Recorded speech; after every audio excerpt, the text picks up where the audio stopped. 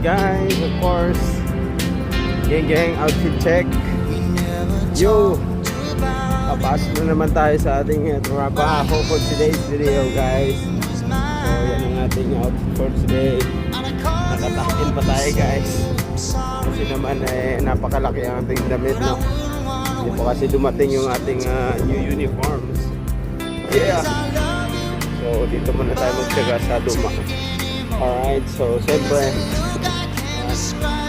ibang lahi, guys, no? So, napakainit talaga. And time check is 3, no?